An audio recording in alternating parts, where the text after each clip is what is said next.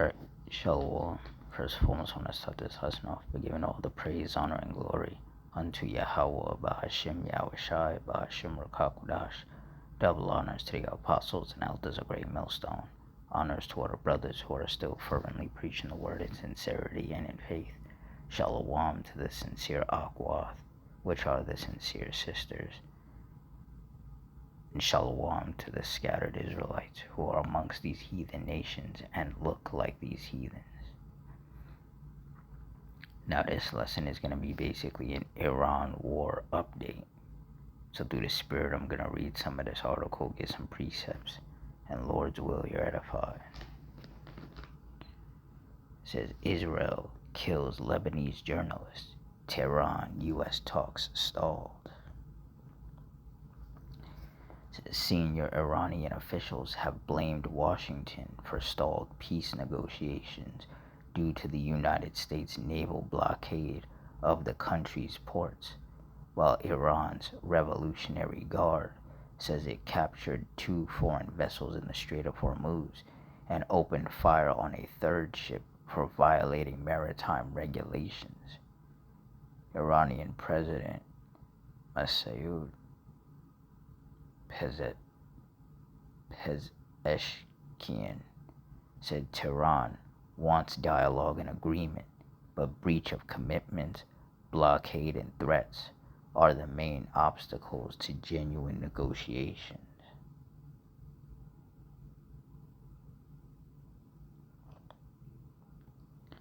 Yeah, so this is why there's not going to be any peace. First and foremost, because the Lord does not want there to be.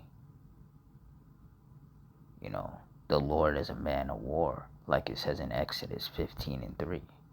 So, because the Lord is a man of war, he's the reason why the whole U.S. and Israel war on Iran even started. And that's why it's going to keep going. There's not going to be any peace negotiations, no peace talks, no deals made.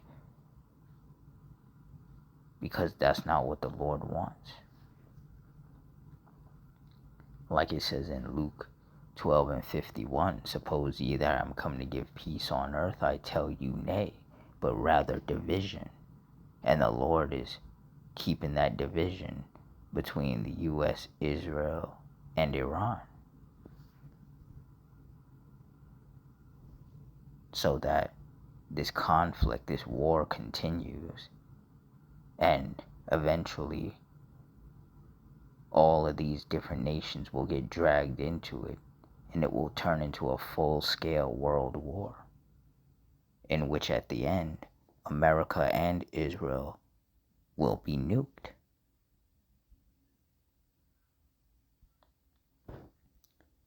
Habakkuk 2:1. I will stand upon my watch, and set me upon the tower, and will watch to see what he will say unto me, and what I shall answer when I am reproved. And the Lord Yahweh answered me, and said, write the vision, and make it plain upon tables, that he may run that readeth it. Verse 3, for the vision is yet for an appointed time, but at the end it shall speak and not lie. Though it tarry, wait for it, because it will surely come. It will not tarry. And we are in the time where the vision is speaking. This vision of World War III, that third woe. Because the scriptures say, behold, the second woe is past, and the third woe cometh quickly. The second woe was World War II, and that third woe is World War III, and it's coming. When this war first started, this U.S. and Israel war on Iran, when it first started, it was hot. And then, things kind of slowed down a bit. And right now we're in that slowed down phase, but it hasn't stopped. The war is still ongoing. And that's why it says, though it tarry, wait for it, because it will surely come. It will not tarry. and you have simple-minded people that hear, peace negotiations, or they hear ceasefire and things like that, and they think, oh, that means it's over. But it's not over, because the U.S. still has, warships over there, still have soldiers over there. So as long as there's warships and soldiers over there, like, the war is not over.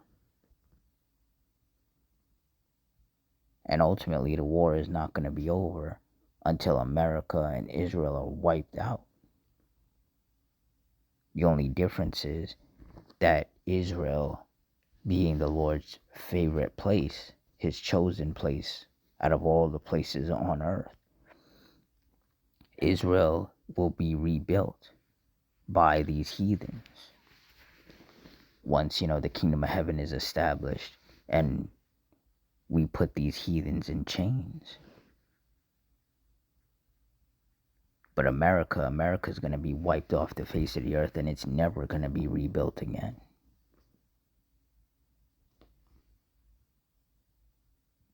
Whether people can accept that or not. Proverbs 21:1. The king's heart is in the hand of the Lord Yahweh. As the rivers of water, he turneth it whithersoever he will. Yeah, so for all the people who do have a brain and they understand that, everything that Trump is doing is actually harmful and it's not helping anybody. It's only making the situation worse, because Trump has way too much pride and arrogance to realize that America is not going to win, or the U.S., I should say, is not about to win this war.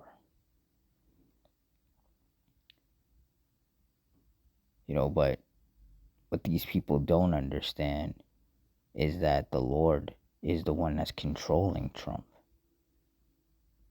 putting the spirit on him to keep making all the wrong moves, because he's just leading the U.S. to destruction. Trump very well could be the guy that puts the final nail in the U.S.'s coffin. And it looks like that's what it's going to be.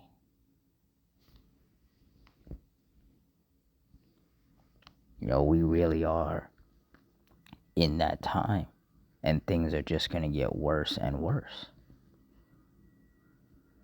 You remember, what was it, like a couple of days ago, a week ago, where Trump was talking about basically nuking Iran. Talking about a whole civilization was going to die or be wiped out or something to that effect.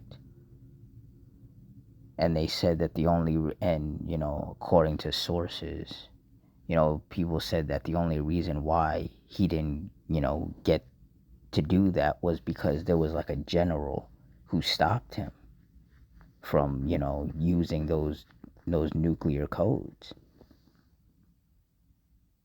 But it's like the fact that Trump was even considering that just goes to show that the U.S. was not winning this war. They're still not winning the war. Because if you were winning, why would you go for the nuclear option? It wouldn't even be that serious. But see, that's the spirit of Esau. When he's losing, he gets into this mindset of desperate times call for desperate measures.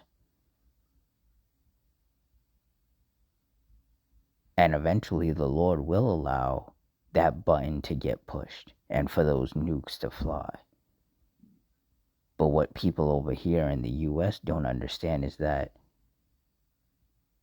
the U.S. is going to be the one that doesn't survive this nuclear war.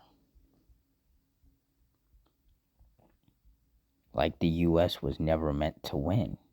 The U.S. was always meant to eventually be destroyed, just like all the other wicked kingdoms of the past.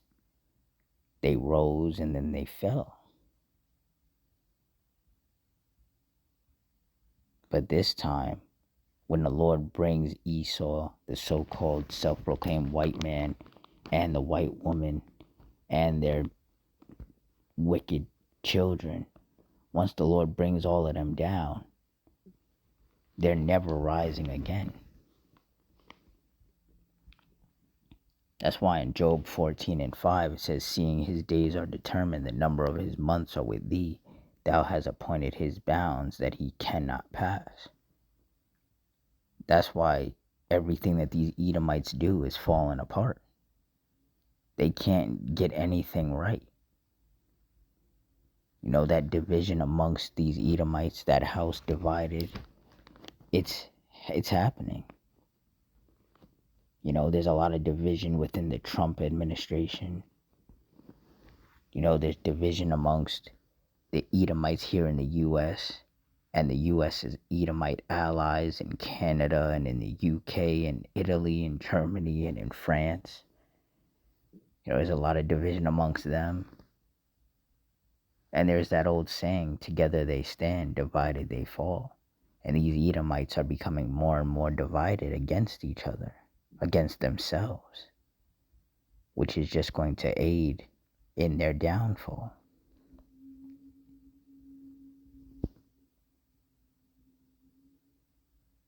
And as we get closer and closer to Esau's downfall,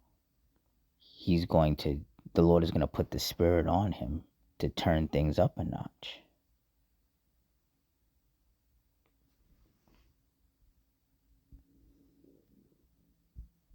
Salakia.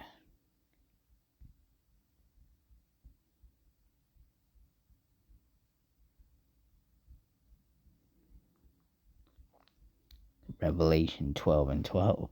Therefore rejoice, ye heavens, and ye that dwell in them. Woe to the inhabitants of the earth and of the sea, for the devil is come down unto you, having great wrath, because he knoweth that he hath but a short time. And this is referring to Esau. Esau is going to continue to ramp things up, turn things up, become more aggressive, because he knows that he has but a short time. See, these upper echelon, I guess, Edomites, they know that their downfall is coming. They can see the writing on the wall. They know what time it is. And so to try to prevent that from happening, they're going to speed things up. You know, the Lord is going to put the spirit on them to speed things up, to become more aggressive with their tactics. You see, like 20 years ago, you know, Esau was a little bit more calculated, a bit more cautious and careful about how they moved.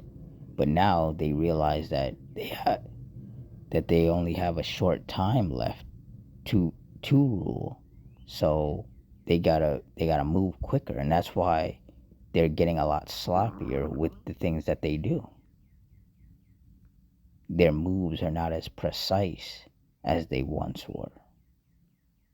Now they're basically just throwing anything and everything at the wall and hoping something sticks. And the more things they throw at the wall and the less things that stick, the more aggressive and, you know, chaotic they're gonna get. You know, that's why Esau wants to establish this new world order. That's why he wants to chip everybody with that mark. Because he feels like if he can accomplish that, that'll keep him in power. But it actually won't. Because once Esau starts doing that on a mass scale, that's when his destruction's gonna come. You know, once Esau starts trying to implement, you know, people getting chipped on a mass scale, and he in particular targets the members of the hopeful elect, you know, in particular the men of the Lord, that's when the Lord is going to crack those clouds and come back with the host of heaven to wreak havoc on this place. So there is no version of this story where Esau comes out on top. These Edomites were always destined to lose. And that's basically the time that we're in. The downfall of Esau. Ecclesiasticus 25:7. There be 9 things which I have judged in mine heart to be happy, and the 10th I will utter with my tongue, a man that have joy of his children, and he that liveth to see the fall of his enemy. And we're in that time. And Adawan Ratazah, which means Lord's will, all of us of the hopeful elect get to endure unto the end and fully see the downfall of our chief enemy, which are these Edomites, these so-called self-proclaimed white people who are the wicked in which the scriptures speak. Like it says in Job 9:24, the earth was given into the hand of the wicked. He covereth the faces of the judges thereof. If not, where and who is he? Esau, the so-called white man, is the wicked. Him, his wicked woman, and their children. They make up the Edomites. They are the wicked. And those Israelis out there in the land of Israel, they are the wicked as well. But they're Amalek. They're all Edomites. The Israelis, the so-called Jews, they're Amalek. They're Esau as well. Those are Edomites as well. That's part of why Israel, the land of Israel, is going to get nuked. Because those are not the Lord's chosen people. The scriptures tell us, Jacob have I loved, Esau have I hated. So the Lord hates all of these so-called self-proclaimed white people. And the Lord is going to use those nukes to cleanse his chosen land of the heathens that are in that land. So the Edomites and the rest of the wicked people who are here in the U.S., they're going to get wiped out. And all the heathens that are in the land of Israel are going to get wiped out. And then the Edomites that remain on earth after this nuclear war, they're all going to get rounded up and put into chains. Like I said, there is no version of this where Esau wins. Esau was always destined to lose. Esau was destined to rule the world in wickedness for a short period of time and then be exposed and brought down. And Esau is going to go out the same way he came into power, which is through violence. And that's how the Lord set it up. And that's how things are going to end. So we are living in a very, pivotal time, in a very serious time, in a very dangerous time. But also for those of us of the hopeful elect, we are living in a very beautiful time. Salakia. And that's why all the sincere brothers and sisters should be rejoicing and should, have their head up. Should no brother or sister be out here all sad and depressed. Like our salvation is close. So we should be happy. We should be excited. We should be energetic. Because Adawan Ratazah, if we are of the elect, and we have been chosen from the foundation of the world to endure unto the end to be saved, that's the most beautiful outcome that we can get. And it's right around the corner. Every day that passes brings us one day closer to that. To our Adawan Ratazah, our salvation, and Esau's destruction. So, for all you sincere brothers and sisters out there, just stay circumspect, continue to watch, keep your head up, stay prayed up, because the end is close. So with that, I'm gonna wrap it up here. In closing, I want to give all the praise, honor, and glory unto Yahweh, Bahashim Yahushai, Bahashim Rakakudash, the Wadi Yahweh, Bahashim Yahushai, for putting the spirit on me to do this lesson. Double honors to the apostles and elders, a great millstone. Honors to our brothers who are still fervently preaching the word in sincerity and in faith. Shalom to all the sincere Akwath, which are the sincere sisters. And shalom to the scattered Israelites who are amongst these heathen nations and look like these heathens. Hope you all stay strong, stay safe, stay fervent, stay circumspect, stay prayed up. And Adawan Ratazah. Till next time, shalom.